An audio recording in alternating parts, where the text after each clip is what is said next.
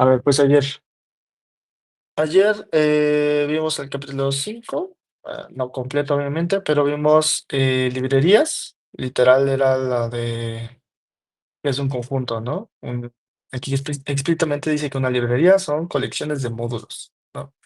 Pero, pues básicamente aterrizados son un conjunto o una extensión, ¿no? Es una extensión de Python, básicamente. Y se tiene que importar. Una librería puede contener clases, paquetes, funciones o variables, ¿no? Incluso variables.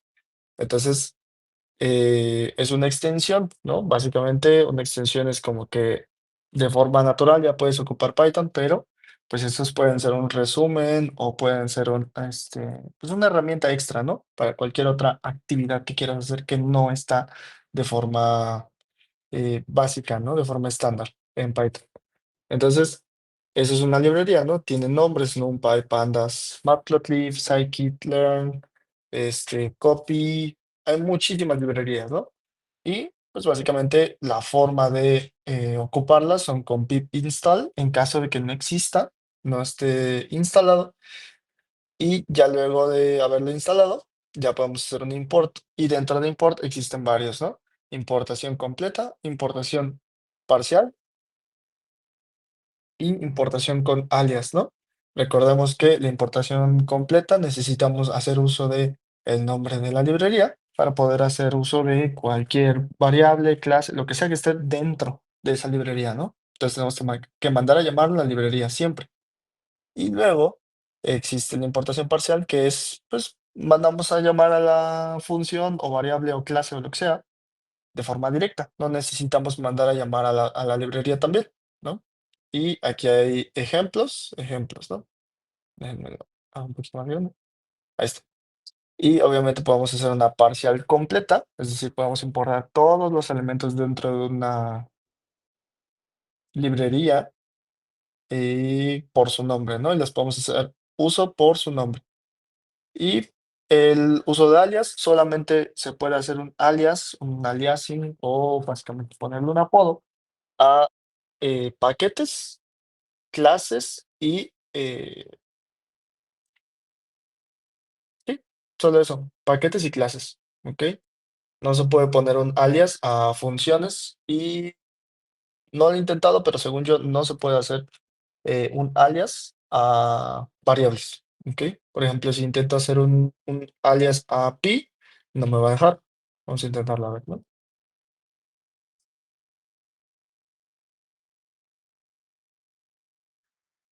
Bueno, tengo que importarlo, ¿no? Primero. P. Parece que variable sí me deja utilizar un alias. Es como volverlo a llamar, ¿no? Llamarlo de otra forma. Recuerden que ese es un alias. Luego lo ejecuto para que se guarde. Y apodo, ya todo esto lo vimos ayer. Y luego les di ejemplos, ¿no? Pues de varias librerías, ¿no? Y cómo sus usos se notan. También aquí de hecho es un ejemplo mucho más complejo de una librería que yo ocupo, por ejemplo, y es como tenemos esta super función, o para poder hacer uso de una función muy larga tendríamos que hacer todo este comando. Entonces podemos hacer el uso de un alias que se llame options y ya solamente ocupamos la función que le pertenece a esa clase, ¿no? Y ya, es mucho más sencillo y ya no nos tenemos que estar preocupando por escribir todo esto cada vez que queramos ocupar esta función, ¿no? Entonces, eso es solo un ejemplo, no es necesario que se aprendan la librería de Selenium, pero este es un ejemplo, ¿no? Y aquí es lo que les decía, que no se puede hacer sobre funciones, no se puede hacer un alias sobre funciones, ¿vale? Y luego aquí son ejemplos de cómo se ocupa de forma importación completa, parcial y con alias, ¿no? Y ya, se nota aquí como todos son exactamente iguales y son las distintas formas de ocupar cada uno, ¿no? Luego aquí vemos que es una clase dentro de la librería. Entonces, una clase, cada clase la podemos llamar distinta. Aquí date, que es una clase dentro de datetime, la podemos llamar como dt. Y datetime, que es una clase dentro de la librería datetime, la podemos nombrar de nuevo como DT2, ¿no? Y cuando queramos hacer uso de esas nuevas clases, que son estas dos, solamente llamamos la clase y punto today, ¿no? O punto no. Time, lo mismo. OS es, aquí son librerías random, ¿no? O sea, son solo librerías que yo he ocupado, son librerías que pueden ser útiles, pero no es necesario que se las aprendan, ¿no? Son solo para dar ejemplos y que puede que les sirvan, ¿no? O sea, si en algún momento necesitan saber más librerías, pues sepan que existen estas, que son funciones matemáticas, operaciones matemáticas, son funciones de tiempo, es decir, fechas, básicamente, funciones con tiempo, es decir, segundos, cantidad de tiempo entre dos lapsos, por ejemplo, ¿no? OS es más para sistema, ¿no? Para valores de sistema. Y random, pues obviamente, ¿no? Para resultados, aquí dice impredecibles, ¿no? Y eso, básicamente esas librerías se pueden ocupar, ¿no? Y para que las tengan presentes. Luego de esto, también les expliqué lo que era la tupla, ¿no? Una tupla. Y lo expliqué más que nada con el concepto que ya conocen, que es una lista, ¿no? Una lista ya sabemos que es mutable, es heterogénea y, bueno, obviamente es un objeto iterable y es ordenado, ¿no? Tiene un índice y es ordenado, ¿vale? Índice y ordenado básicamente es, no voy a decir que es lo mismo, pero pues ahorita que lo estamos medio aprendiendo qué significaría, pues vamos a decir que sí, ¿vale? Entonces, un índice tiene una lista y así, ¿no? Entonces, aquí estamos viendo distintos tipos de objetos iterables que ya conocen, ya deberían de conocer. Estos son una lista, obviamente, un rango que va básicamente es una lista del 1 al 11 que genera números de uno en uno, desde A hasta B, y un string es iterable porque vamos a ir iterando sobre cada uno de los caracteres dentro de esa cadena, ¿no? Y las que les enseñé ayer son estas nuevas tres, que son tupla, conjunto y diccionario, ¿no? Cada una tiene su forma de definirse, de crearse, y pues cada una tiene su característica. Lo que les dije ayer, bueno, aquí están unos ejemplos, ¿no? De cómo todos estos casos son, pues precisamente eso, ¿no? Son objetos iterables y ya ahorita, bueno, después les mencioné que pues hay diferencias muy, muy esenciales, ¿no? Entre una lista y una tuple. Y básicamente la más esencial y la que deberían de aprenderse primero, o de la que deberían de acordarse, es de que no es mutable. Ujú. Una tupla no es mutable. Es decir, tiene, en comparación con la lista, que sí es mutable, esta es inmutable. Todas las demás características se consideran iguales, ¿no? Tienen ordenadas, tienen un índice, que es lo mismo que ordenado, vamos a decirlo, y son heterogéneos, ¿no? Entonces, tenemos esas tres características: mutabilidad, ordenado o acceso por índice y heterogéneo, ¿no? Esas son las tres características que tiene una lista. En el caso de un índice, cambiamos el de la mutabilidad por inmutabilidad, ¿no? En el caso, y aquí doy ejemplos, doy cómo se crea una tupla vacía, por ejemplo, o una transformación. Y también, un concepto muy importante de la tupla es el desempaquetado, ¿no? Imaginemos que tenemos varios valores dentro de una tupla, pues cada uno de esos valores lo podemos asignar a una variable distinta. Ujú. Eso es un desempaquetado, básicamente. Y se hace de esta forma, ¿vale? Si tienen más valores una tupla, entonces necesitaríamos más variables, ¿no? Entonces, tenemos tres características de nuevo: mutabilidad, ordenado y heterogéneo, ¿no? Ya vemos que la tupla se caracteriza porque es inmutable, ¿vale? Luego, bueno, y obviamente también sus características de por qué eso es bueno, ¿no? Aquí se les da por qué eso es bueno. Y ya luego viene un set o conjunto, ¿no? Un set o conjunto es bueno, o su característica principal es una de las tres también. Es mutable, sí, pero en este caso es no ordenado. Y de nuevo, eso no lo he probado, pero según yo no tiene índice. A ver. Sí, no tiene índice, ¿no? No se puede acceder, no se puede acceder por un índice y por lo tanto tampoco es ordenado, ¿no?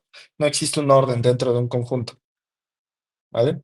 Entonces, esa es la segunda característica que esta difiere de una lista, ¿no? Entonces, en este caso, no está indexado, no tiene un índice y además no tiene un orden, ¿vale? Eso es un set. Y como no tiene un orden, significa que le importa el que no haya duplicados.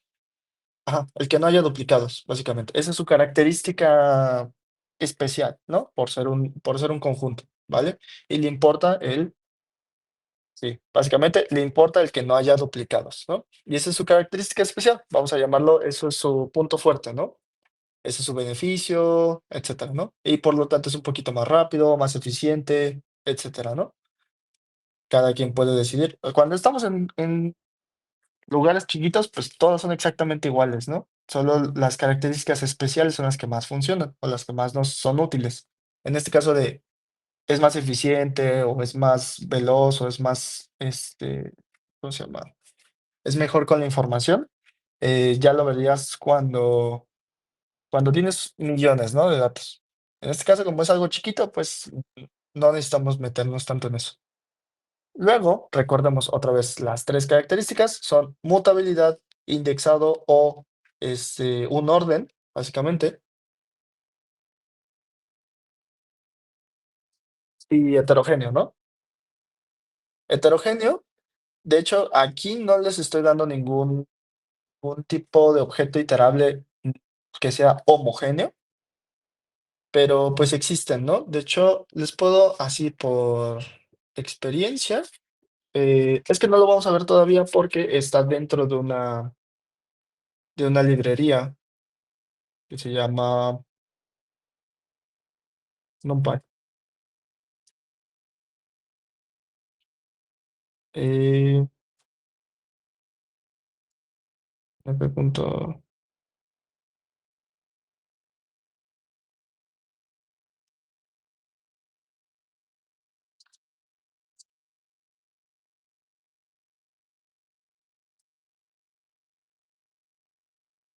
¿Sería?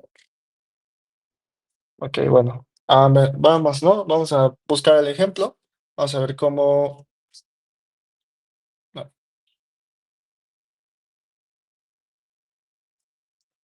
en este caso no me acuerdo cuál es la función, pero pues la puedo investigar, ¿no? Fácilmente con un help.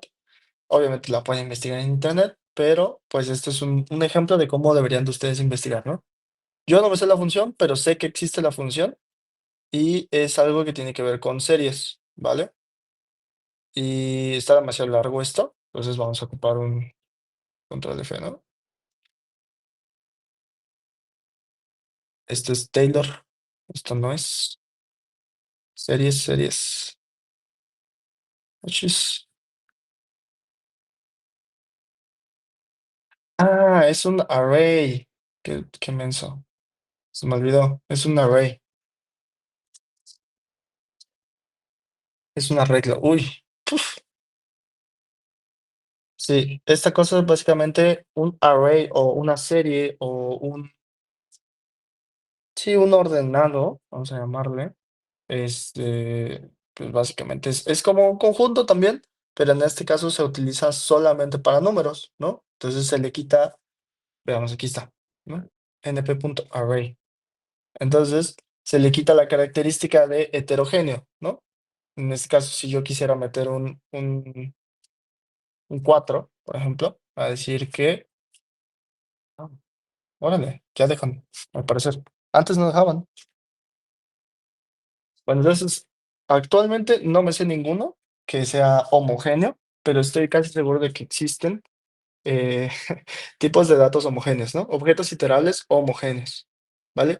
¿Qué sería un objeto iterable homogéneo? Es decir, que solo permitan un tipo de dato, ¿no? De hecho, ya me acuerdo, también hay en data frames, según yo, un data frame que lo vamos a ver en pandas, que va a ser un poco después todavía.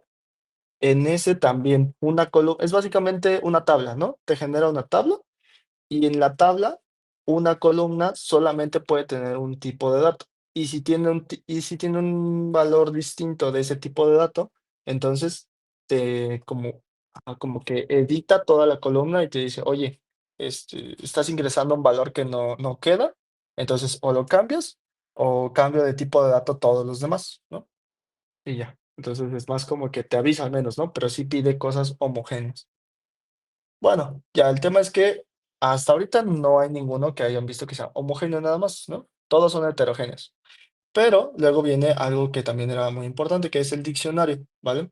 El diccionario básicamente es, y aquí nos quedamos ayer, ¿no? El diccionario básicamente yo lo quiero ver más como que es una lista, pero pero mejorada, ¿no? Es una lista, pero con esteroides, vamos a llamarle, porque te permite hacer más cosas todavía, ¿no? Tenemos que la lista te permite hacer con un índice, ¿no? Te permite guardar valores, pero el índice se pone de forma automática, que es 0, 1, 2, 3, 4, 5 y 6, ¿no? Lo que sea, y hasta el número de valores que tengas, ¿vale? Hasta la longitud de valores que tengas. Pero un diccionario te permite personalizar no solo los valores, sino también el índice que vas a utilizar, ¿vale? Entonces, aquí es donde les estoy dando como distintos diccionarios donde se especifica explícitamente el, mm, sí, el nombre del índice, ¿no? El índice que se va a utilizar para tal valor, ¿vale?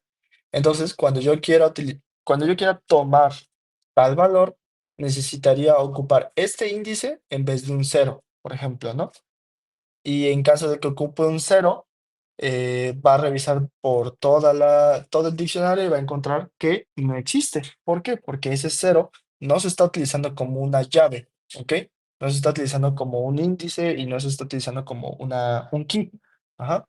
Y pues de nuevo, un diccionario lo pueden, uf, es muy sencillo.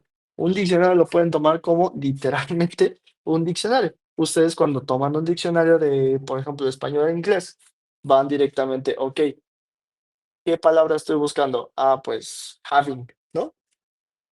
Y yo mi palabra having, pues no sé qué valor tiene, ¿no? En español, tal vez no me sé la traducción, tal vez no me sé su significado, entonces me meto al diccionario, lo busco por su palabra having, que es la llave, y yo lo que quiero buscar o lo que quiero conseguir es su valor, ¿vale? Su valor sería su descripción en español, su forma en la que se escribe, su forma en la que, pues básicamente lo que significa, ¿no? Para mí en español. Entonces, ese es su valor, ¿no? Su valor es lo que puedo leer que significa habit, ¿no? Que es la llave, de nuevo, ¿vale? Entonces, un diccionario, literalmente lo pueden tomar la analogía como un diccionario, ¿no? Un diccionario común y corriente. Y si no les gusta esa analogía, pueden tomarlo como una lista, la cual la el índice lo tienes que especificar, ¿no? Eso también es otra forma muy sencilla. Y obviamente existen diccionarios que puedes hacer, bueno, que puedes hacer tal que su índice sea exactamente el mismo exactamente el mismo, 2 3 aquí un 4, ¿no? Sea exactamente el mismo que una lista, ¿no? Entonces, por ejemplo, aquí vamos a imprimirlo y veamos que el índice es el cero, luego es el uno, luego es el 2, luego es el 3, el 4, ¿no? Y yo cuando, por ejemplo, quiero, quiero mandar a llamar cualquier, cualquiera de estos, tendría que hacerlo con un slicing. Acuérdense del slicing, que es básicamente pues, mandar a llamar una fracción, ¿no? Del objeto. Entonces, yo puedo mandar a llamar una fracción de este objeto, ¿cómo? Con un cero, ¿no? Directamente. Y veamos que el valor que está contenido en el índice cero es uno, ¿no? Uno string. Luego, si quiero mandar al que está en la posición número 2, sería este, ¿no? Que tiene el índice de 2, ¿vale? Pero ¿qué pasa si yo cambio, como está aquí en el diccionario uno, si eh, yo cambio los índices, ¿no? Entonces, aquí veamos que los índices son uno uno con strings, 2 en numérico, 3 en numérico y 1,2 en tuple, ¿no? Y de hecho el del diccionario 2 sería nombre en string, edad y ciudad, ¿no? En todos en strings. Entonces yo para mandar a llamar de forma de slicing tengo que hacer o uno, ¿no? Y me van a mandar a llamar el valor que tiene almacenado en ese índice, ¿no? Este es el índice, este es el valor que está almacenado en ese índice, y ese es distinto de este, ¿no? Que es un uno numérico, ese es otro índice. Entonces me va a mandar a llamar a este de acá, ¿vale? En este caso, no se puede hacer lo mismo que una lista, que es que me agarro, sí, me agarro un conjunto de elementos como este. Aquí en este caso no se puede. ¿Por qué? No puedo hacer un slice, básicamente. No puedo conseguir una cantidad de elementos, ¿no? Pero hay una forma de evitar eso. Puedo hacer una lista, ¿no? No, no puedo.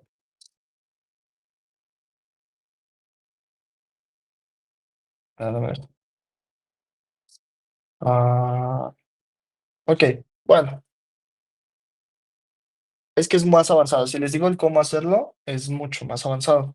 Pero bueno, recuerden cómo era la forma de editar valores que estaban ya guardados, pues simplemente mando a llamar el objeto, mando a llamar el valor que está dentro y le asigno un nuevo valor, ¿no? Por ejemplo, aquí, uno modificado. Y ya, esta es una forma de editar los valores que están asignados a cada uno de los índices. Mando a llamar al índice y sobre ese índice le guardo este valor, ¿vale? Eso es lo que está pasando aquí. Y ya déjenme quitar esto. Y ahora sí, ¿no? Las similitudes. La similitud es mutable. De hecho, la similitud es básicamente lo mismo, ¿no? Solo son características muy pequeñas las que sí cambia en comparación con una lista, ¿no? Es editable, tiene un índice, es ordenado, obviamente, y es heterogéneo, ¿no? Permite distintos tipos de valores. Obviamente permite también diccionarios, ¿no? Y esa es la importancia de un diccionario, que permite diccionarios dentro de sí mismo, ¿no? Y, pues, obviamente es superutilizados. Yo la verdad lo utilizo muchísimo solo por esa cosita, de que permite diccionarios dentro de sí mismo. Y obviamente, pues, la característica también súper principal es que te permite poner nombres a los índices, ¿no? Entonces te permite poner más información, ¿no? Agregar más información y guardar más información de golpe, ¿no? Esto es muy útil para guardar información. A mí me sirve mucho para guardar información.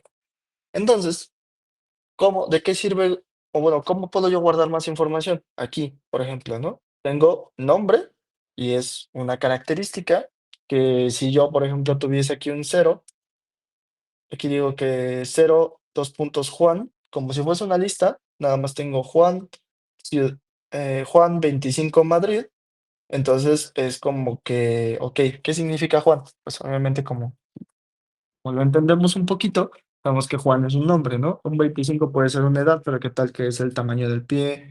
O ¿qué tal que es la amplitud de la mano, etcétera, ¿no? ¿Qué tal que son, pues sí, ¿no? La edad, ¿qué tal que es otro valor, ¿no? Distinto. Entonces no lo sabemos.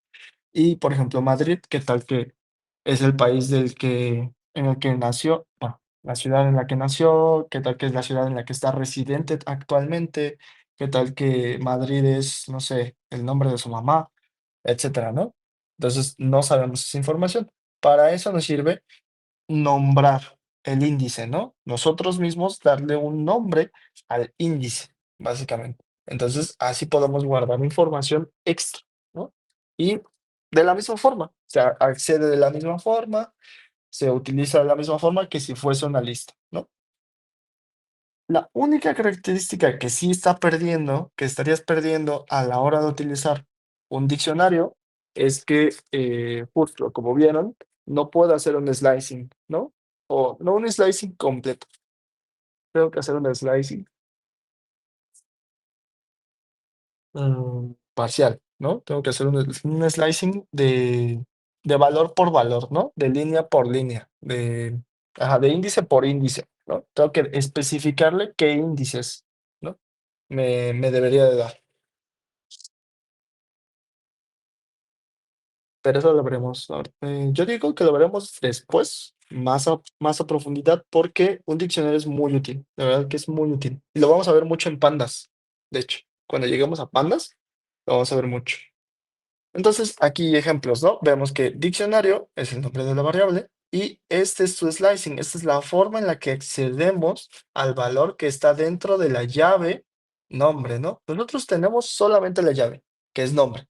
Su valor lo vamos a conseguir ¿cómo? Mandando a llamar el objeto junto con la llave que queremos, ¿no? Y no nos va a mandar la llave, nos va a mandar el valor, ¿ok? Nos va a mandar el valor que está guardado en esa llave, ¿vale?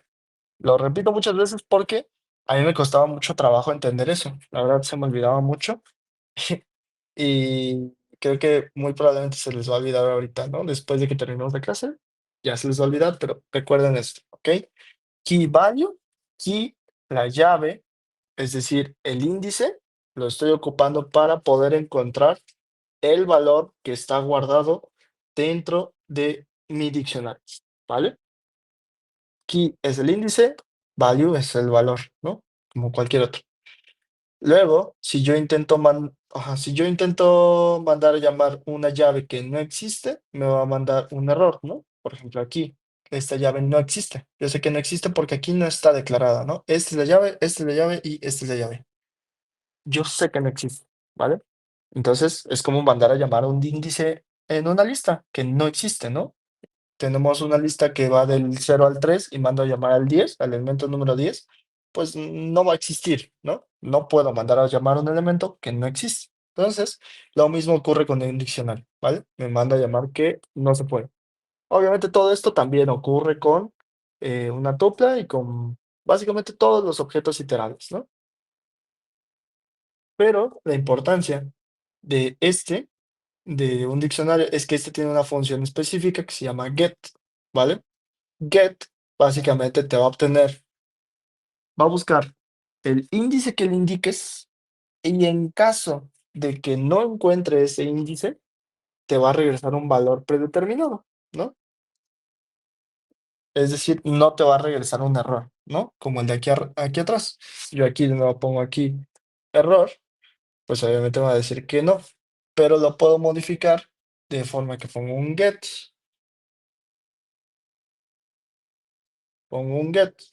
luego aquí le pongo un valor X, ¿no? Entonces ya no me va a dar un error, me va a dar valor X, ¿no? Y eso es también algo no importante, pero es bastante útil, ¿no? Porque básicamente lo que hace es, ok, si ya existe, regrésamelo. Y si no existe, entonces regrésame otra cosa, ¿no? Regrésame, por ejemplo, inicialízalo, ¿no?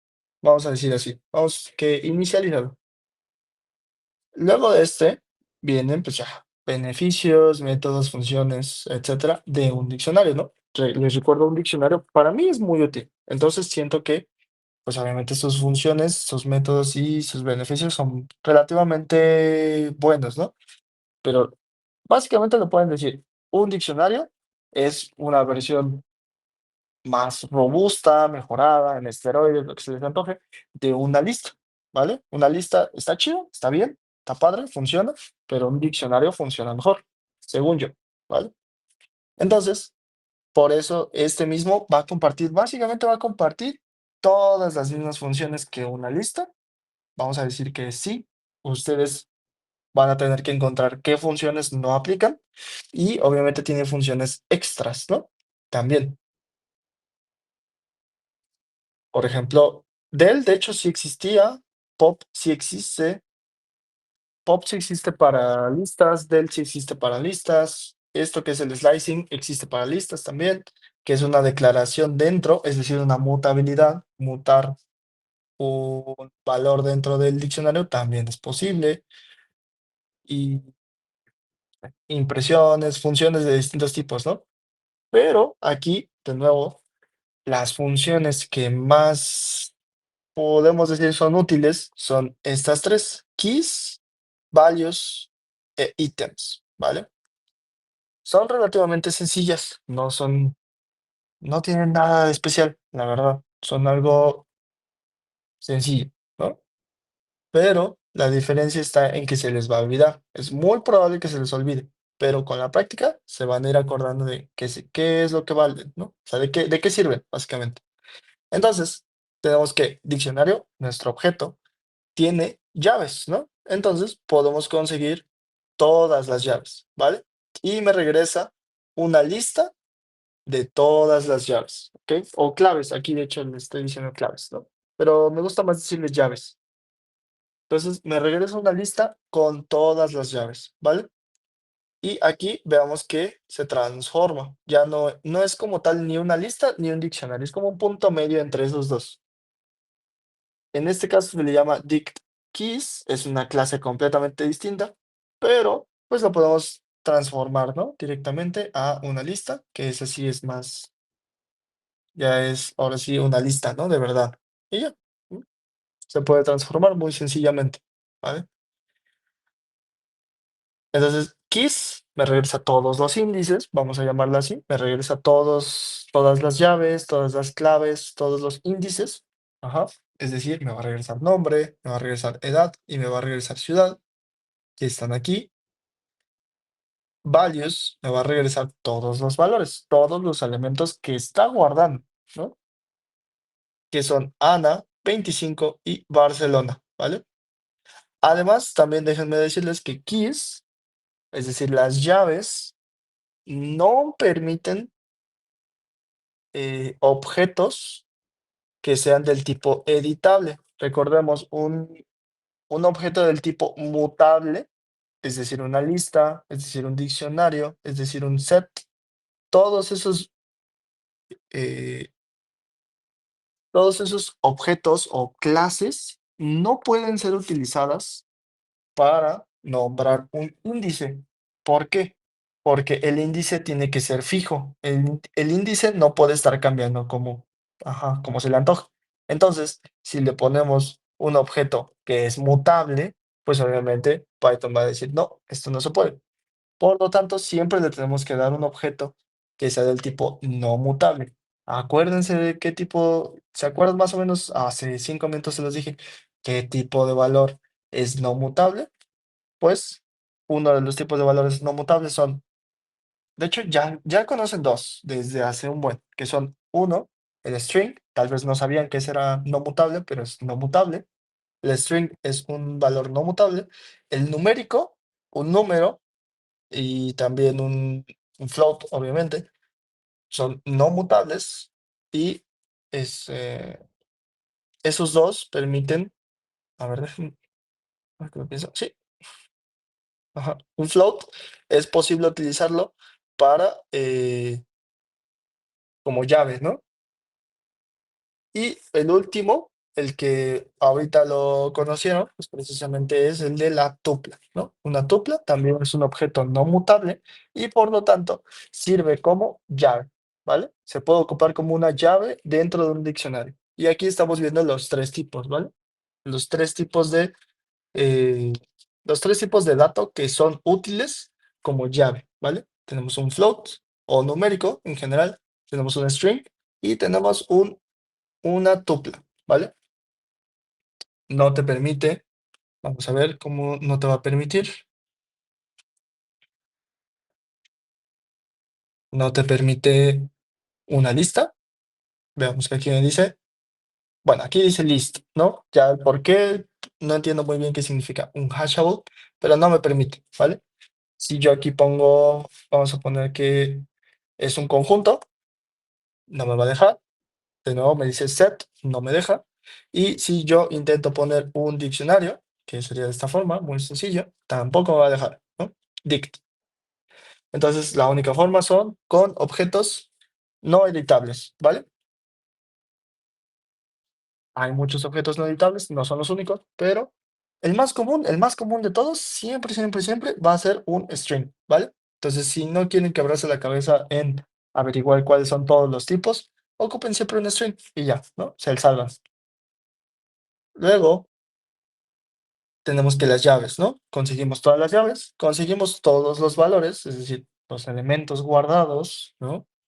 Todas las descripciones dentro de un diccionario, lo conseguimos. Ítems, veamos que ítems me genera una lista, porque aquí lo veo yo, o sea, yo sé que es una lista porque está entre corchetes o brackets, como le llamen. Sé que es una lista y además es una lista que tiene como elementos tuplas. Como sé que son tuplas, pues de nuevo porque tiene un paréntesis aquí y un paréntesis acá, ¿no? Está encerrado entre tuplas. Esa es una tupla, esta es otra tupla y esta de aquí afuera es otra tupla, ¿vale? Que dentro tiene otra tupla, sí, pero pues el tema es que afuera es una tupla también, ¿vale? Entonces es una lista de tuplas, ¿vale? ¿Cómo son cada una de estas tuplas? Son, pues precisamente llave y valor, ¿no? Llave y valor y, de nuevo, llave y valor, ¿vale? Entonces, aquí lo dice. Devuelvo una lista de tuplas, clave, valor, ¿vale? Siempre se van a regresar de esta forma. Entonces, eso es lo que hace ítems, ¿vale? Me regresa ambas al mismo tiempo. En caso de que, por ejemplo, me sirve mucho. Pues de hecho aquí doy ejemplos, ¿no? Ahorita vemos cómo se utiliza. Y luego un get, vemos que si trato de conseguir la edad, me va a devolver o este valor o que no existe, ¿no? En caso de que no lo encuentre. Y un pop, básicamente es, si se acuerdan de las funciones específicas de listas del capítulo 2 o 3, no me acuerdo muy bien, van, pues se van a acordar que existe la función pop. ¿Qué hace la función pop? Es consigue consigue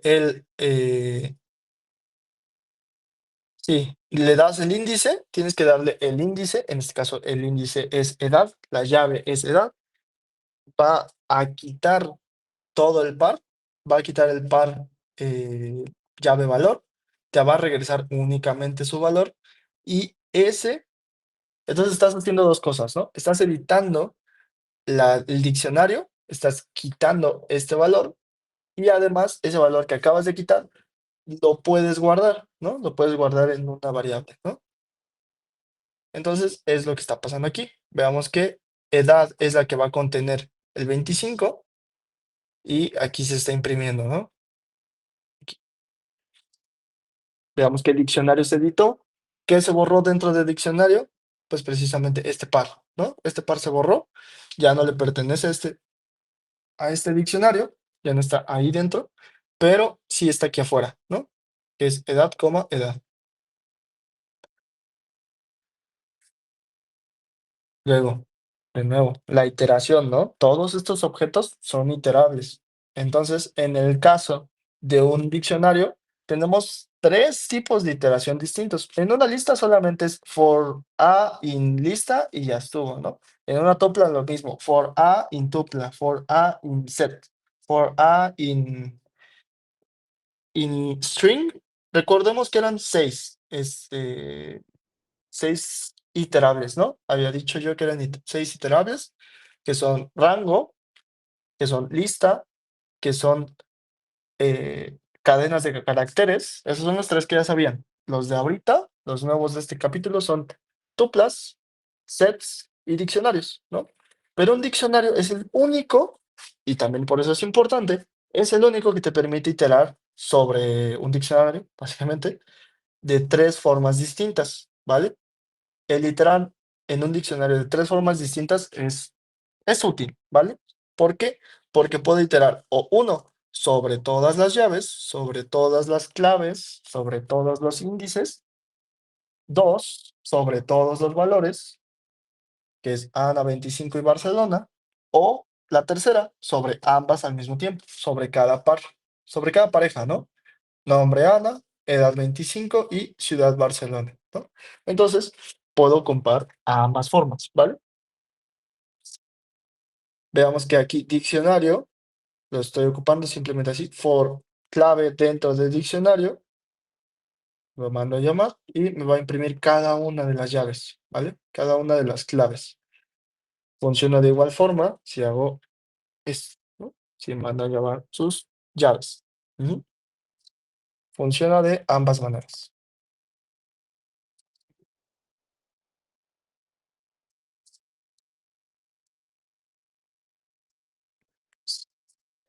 Para que vean los dos ejemplos, ¿no? Ambos son funcionales, ¿vale? Luego me permite iterar también sobre cada uno de los valores, ¿vale? Para este caso sí necesito ocupar la función de values, ¿no? Y me permite iterar sobre cada uno de sus valores, que son Ana, 25 y Barcelona. Ujú. De hecho, para que sea más evidente, vamos a separarlo así, ¿no? Veamos que el de la izquierda es la llave, izquierda son las llaves, derecha son los valores. Ujú. Entonces, si yo quiero todas las llaves, son nombre, edad, ciudad. Si quiero todos los valores, son Ana, 25 y Barcelona, ¿no? Justo es lo que está mostrando aquí, lo que se está mostrando aquí también. Y aquí, ítems me representa ambos, ¿no? Me da una lista de tuplas y me regresa ambos al mismo tiempo, ¿vale? Y para poder regresar a ambos al mismo tiempo, necesito desempaquetar. Recuerden cómo era el desempaquetado de una tupla, porque, ajá, ítems, lo vuelvo a explicar, ítems me regresa, aquí lo vimos, ítems, aquí está, diccionario ítems, me regresa una lista de tuplas. Cuando estamos iterando sobre una lista, vamos recogiendo, recuerden una cadenita o un tren, vamos recogiendo cada uno de los vagones, ¿no? Entonces, en el primer vagón existe este valor, en el segundo vagón existe este valor y en el tercer vagón existe este otro, ¿no? Entonces, recogemos el primer valor es una tupla, ¿no? Y volvemos a recordar, ¿qué podemos hacer con las tuplas? De hecho, aquí lo tenía yo, eh, creo que era aquí. Aquí está, ¿no? Nosotros con una tupla lo podemos desempaquetar, ¿no? Un desempaquetado, es decir, que cada uno de los valores dentro de una tupla se lo podemos asignar a una cantidad de variables distintas, ¿vale? Tiene que ser exacta. Si una tupla contiene 5 valores, solamente podemos hacer esto, ¿vale? A 5 variables. Entonces, eso es un desempaquetado, ¿vale? Y es lo que está pasando aquí.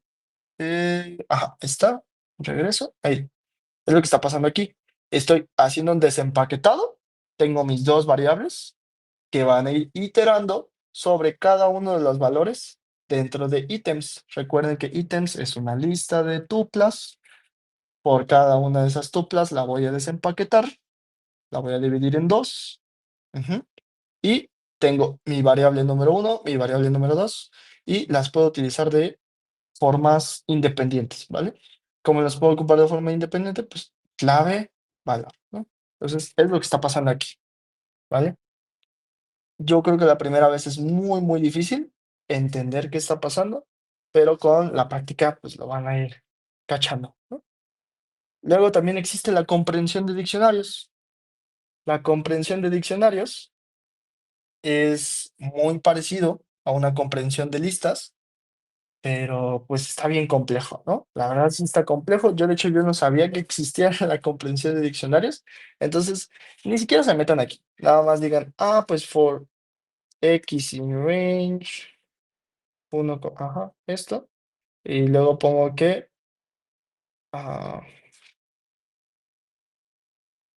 tengo que crear antes cuadrados es igual a un diccionario, ¿no? Un diccionario vacío, y luego por cada uno es cuadrados, subíndice X es igual a X al cuadrado, ¿no? Entonces, veamos que este de aquí, todo esto es exactamente lo mismo que todo esto. Veamos con la pura impresión. Ahí está, ¿no? Es exactamente lo mismo, ¿vale? Entonces la comprensión del diccionario está algo compleja, pero pues también es útil, ¿no?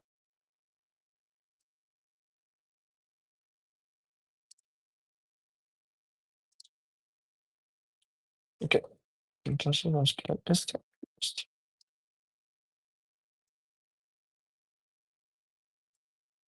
Pues ya, ¿no? Listo. Qué bonito. Entonces, esa es la comprensión de diccionarios, ¿va? Y aquí nada más es un súper textote que me copié, que es de cuándo usar cada uno y cuándo usar cada uno, ¿no? Entonces, las listas, por ejemplo, es un formato general. Ajá. Esa es la forma básica. Las tuplas las queremos ocupar cuando no queremos editar eh, los valores. Ajá. Un conjunto, tenemos un conjunto y no lo queremos editar, ¿no?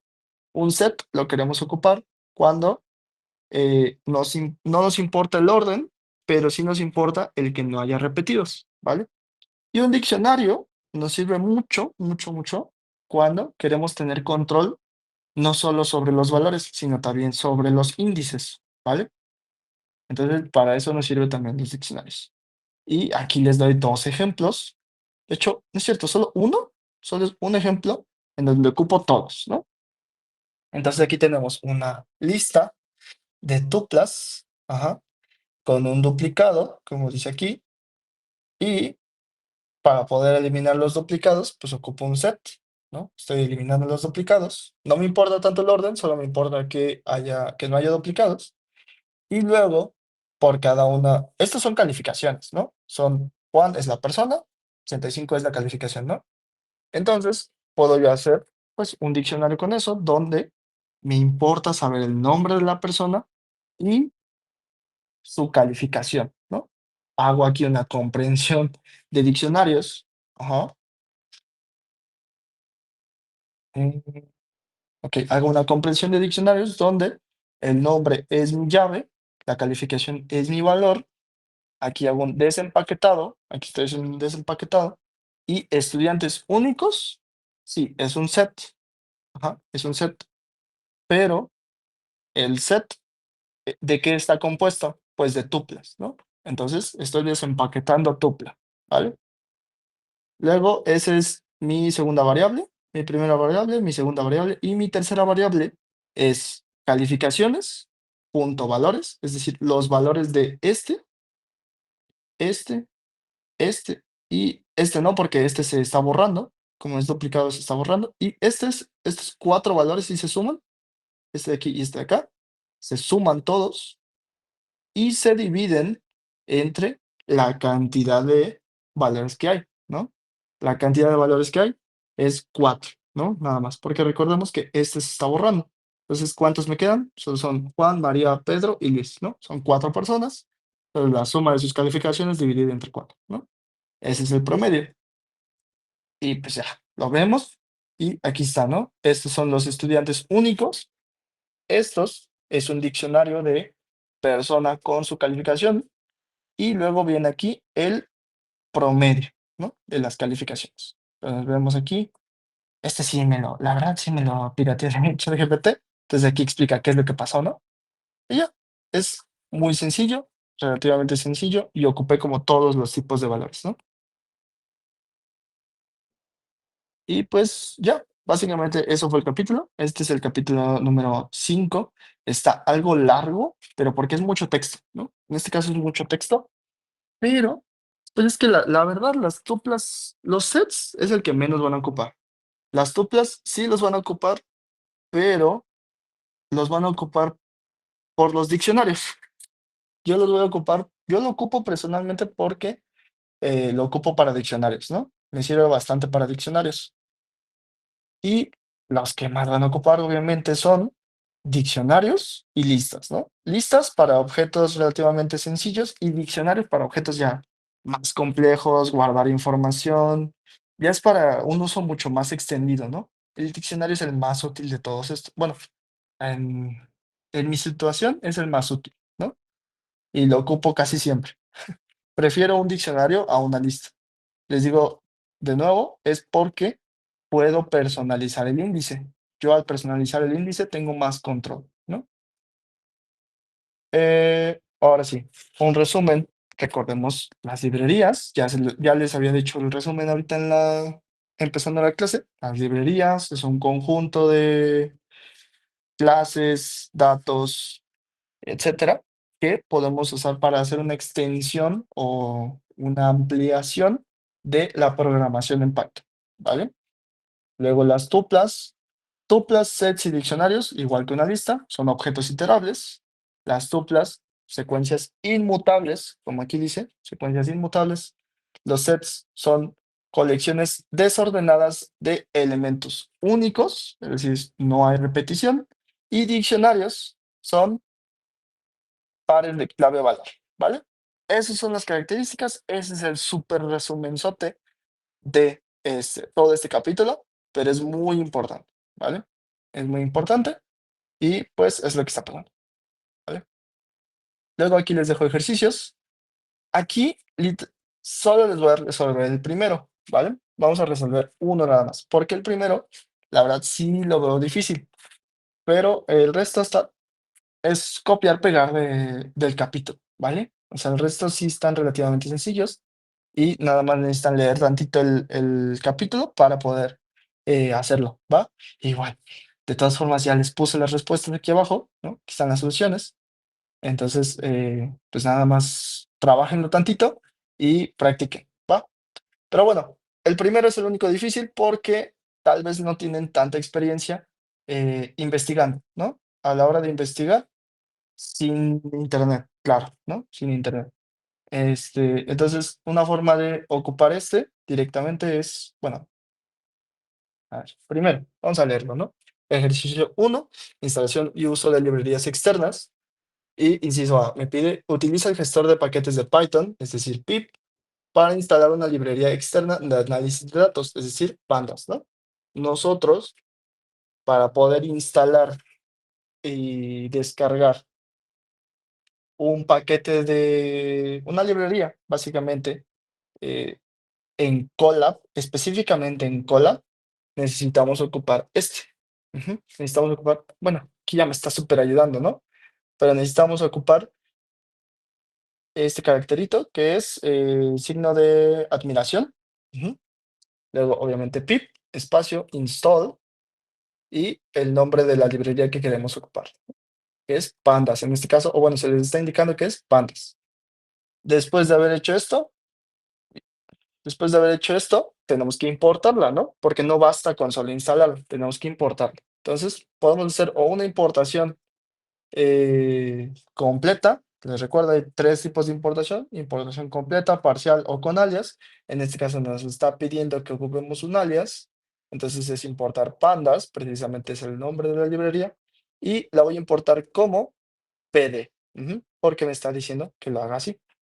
Luego me dice utilizar la librería para realizar una operación básica de lectura de datos. ¿Cómo cargar un archivo CSV? CSV, para quien no lo sabe, vamos a dejarlo aquí, coma, separated value, values. ¿Qué significa coma separated values? Es valores separados por comas, ¿no? Ok. Entonces, me está pidiendo que realice una operación básica de lectura de datos, como cargar un archivo CSV. Aquí me está diciendo, usa help para encontrar la función y sube un archivo CSV a la consola usando el apartado de archivos de Colab. O también puedes usar este archivo que les estoy dejando. Ajá, y verifica que el archivo se haya leído correctamente. ¿Cómo puedo yo utilizar el apartado de archivos? Este de aquí, este de acá a la izquierda, dice archivos, ¿vale? Luego, aquí adentro tenemos, yo de hecho ya le di acceso a mi Drive, se lo voy a quitar porque no quiero que tenga acceso a mi Drive. Entonces, aquí ya tengo sample data, ¿no? Por ejemplo, aquí ya existen valores que son MNIST, California Housing y ¿no? Esto estoy aquí, pues. Entonces, no necesito hacer nada. Nada más necesito encontrar la función, ¿no? ¿Cómo encuentro la función? Pues help pd, ¿no? Aquí se va a instalar pip. Ya está instalado, obviamente ya estaba instalado. Hago una importación, ya se está haciendo la importación. Y ya después me imprime un help, ¿vale? De hecho, está demasiado largo. Me acaba de avisar que está demasiado largo.